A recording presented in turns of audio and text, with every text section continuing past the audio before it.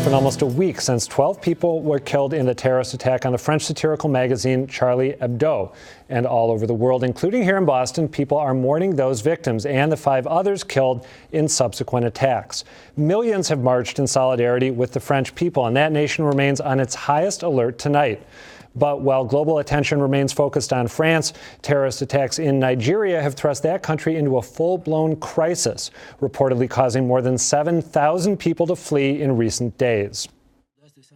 4 days before the Paris terror attack, the Islamic militant group Boko Haram carried out a brutal assault in the northeast Nigerian town of Baga. The Nigerian military pegs the death toll at 150, but local reports suggest it could be 20 times higher.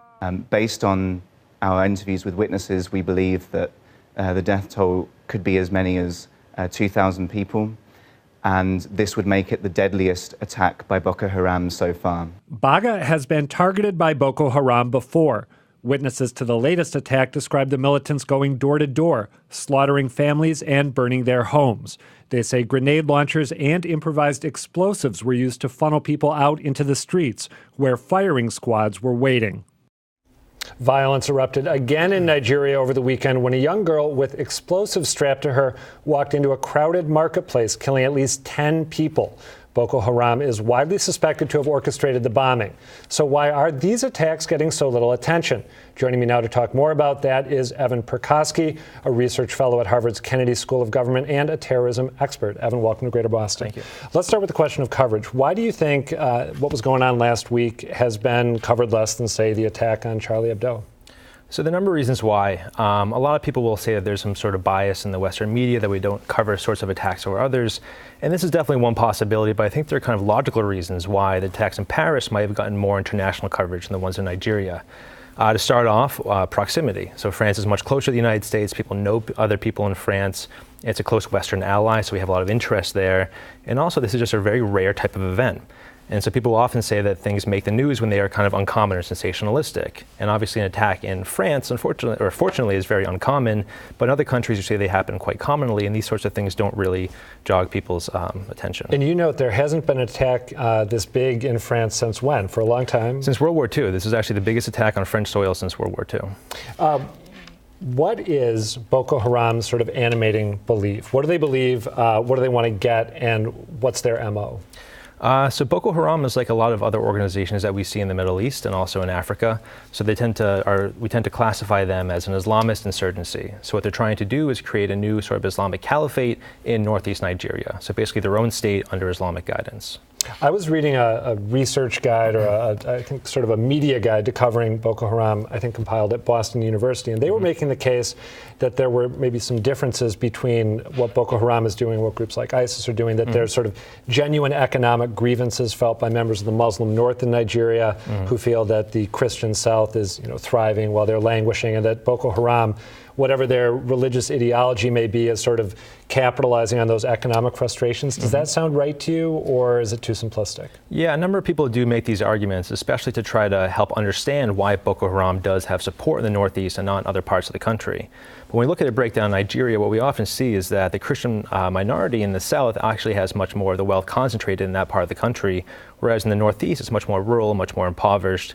And so people often say that Boko Haram can use these sorts of grievances to help motivate their recruits and gain more people and help them establish their insurgency. And that represents a bit of a flip from the colonial era, right? Because the British thought that the Muslim North, was populated by the natural rulers of the country. Is that right? Yeah, I believe that's correct. And oftentimes these things have changed significantly since the colonial period, obviously. And a lot of these grievances aren't just real as well. We often see, oftentimes in these sorts of insurgencies, that people are picking up on kind of perceived grievances and things that aren't actually really happening. So there definitely is corruption in the Nigerian government, and they're saying, look at the corrupt Nigerian government who doesn't care about us. And they're once again using that and not necessarily the actual grievances to kind of help build their insurgency. By the way, we haven't even done the requisite mention of what Boko Haram means. Western education is forbidden, right? Yeah, so I think it directly translates to Western education is forbidden. But the meaning's actually a little broader than that, right? I mean, when they say Western education, they're not just talking about that, correct? Correct. I mean, they're really concerned with all Western influences and creating a Sharia law, which is obviously basically a judicial system guided by Islamic beliefs. And so that's what they're really trying to create, a state that is guided by Sharia law in the Northeast. So you do a lot of work on what motivates terrorist organizations around the world and how they splinter and fragment.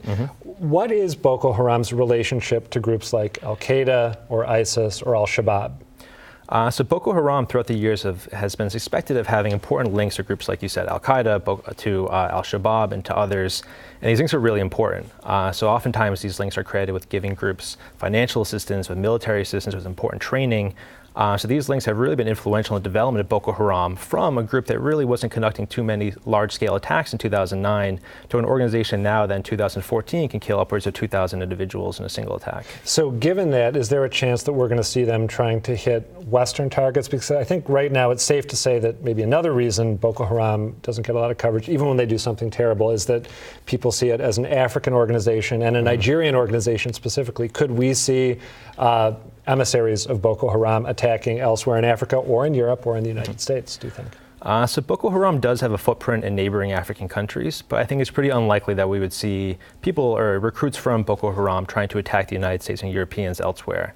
You might see this sort of behavior from their splinter group, Ansaru, which is a group that split from Boko Haram in 2012. It's Ansaru, you said? Ansaru, yes. And Ansaru has a much more internationalist agenda where they're concerned more broadly with Western influences throughout Africa and Western countries using their influence to kind of exert themselves in Muslim and African countries where they don't belong. So you might be more likely to see an attack on, say, Western individuals or reporters by Ansaru and not necessarily Boko Haram. Just briefly, is there something of a, not to make it sound trivial, but a rivalry between these groups that are on the world stage right now where, say, ISIS does something big and then Boko Haram feels like it should do something big as well, or wants to, exceed what ISIS has done, or Al-Qaeda in the Arabian Peninsula, or whoever? Yeah. Is that a dynamic that drives them and ramps this up? Yeah, so oftentimes we do see this exact sort of group competition, and not necessarily competition like aimed directly at the groups to try to kind of decimate the other organization, but groups will try to conduct bigger and more spectacular attacks to gain recruits, to gain more resources, and to try to get more funding maybe from people who are between funding either organization. Yeah, that's actually very interesting because there's a finite pool of recruits and money, and yeah, I never thought of that. Exactly. So we haven't necessarily seen direct competition between even Ansaru and Boko Haram, but we have seen them try to up the ante of attacks between organizations, if you will. All right, Evan Prokowski, thank you. Thanks for having me.